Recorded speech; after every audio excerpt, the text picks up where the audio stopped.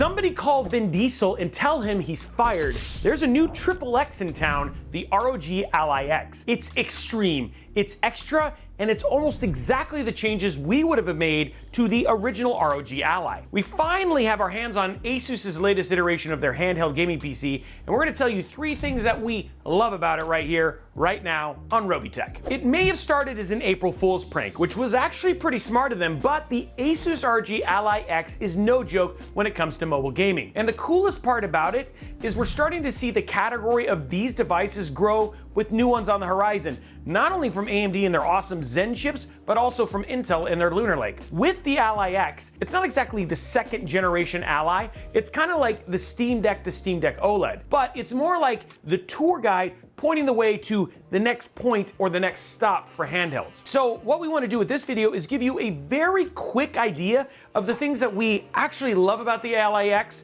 and give you a little bit of data to set your expectations appropriately. We'll give a much more comprehensive breakdown later, not only with the Ally, but the Legion Go, the MSI Claw, and all of those, but that takes way more time, so we're gonna dive into this one right now. So thing number 1, it's expanded RAM. The Ally X jumps from 16 gigs, which is what we saw in the original Ally, up to 24 gigs. That may look like a weird number to you, but this is actually very smart. We've got to take you on a side quest to give you a little bit more insight into this one. If you think about gaming laptops, they typically have a discrete mobile GPU. In the case of our Zephyrus, it has an RTX 4080 mobile with 12 gigabytes of GDDR6 memory. In the Ally and the Ally X, ASUS is using a custom chip from AMD, the Z1 or Z1 Extreme, that has a GPU built into the chip. This is amazing for GPU and CPU communication, but when it comes to RAM, they're both showing up to the same buffet table ready to eat.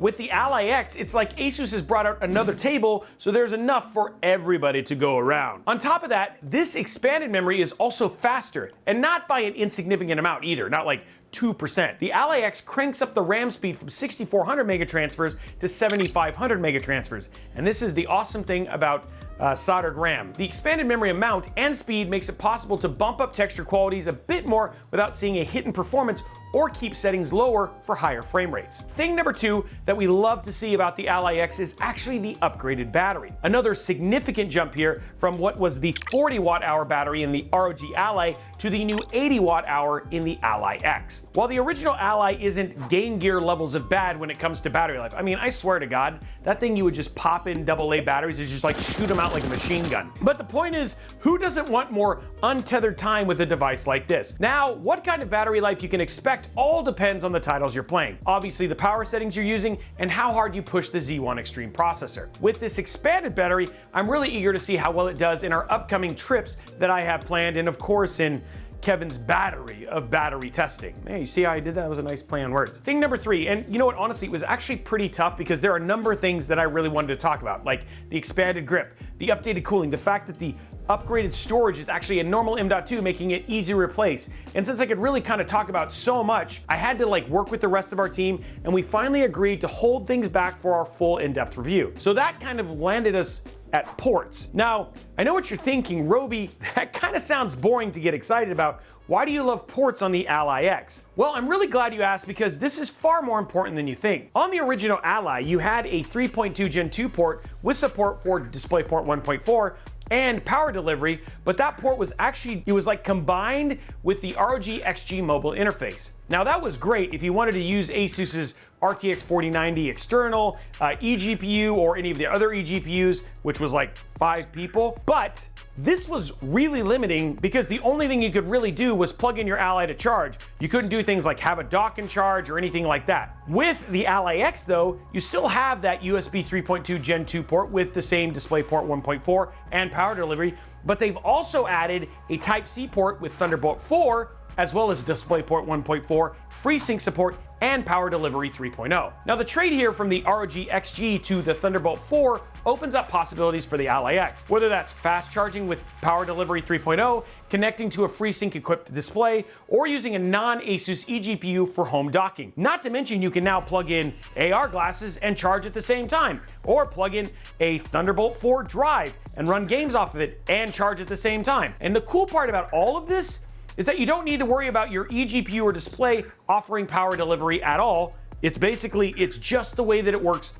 on most major laptops. Okay, so now let's look at some performance information from the ALAX. We're working on gathering data from all of the modern handhelds that we have here at Robeytech Studios, which is pretty much all of them. But for now, here's a taste of just what the ALAX can do in isolation. In Cyberpunk 2077, on Steam Deck settings, we saw 46 frames per second. That's some pretty nice on-the-go Cyberpunk action. In Modern Warfare 3, we saw 76 FPS on extreme settings with FSR 3.0 and fluid motion frames. These are great settings for single-player campaign, but flipping over to lower settings to maximize your frame rates for competitive play, the ALAX was actually able to come and play at 127 FPS. In Avatar: Frontiers of Pandora, on medium settings with FSR 3.0 and fluid motion frames on, we saw frame rates at 38 frames per second, which is solid. Greater than 30 is definitely playable. In Forza Horizon 5, on medium settings and FSR 2.2 set to quality, you got 72 FPS, which is great for racing sims because that's north of 60. In Homeworld 3 at medium settings with FSR 2.0 set to quality,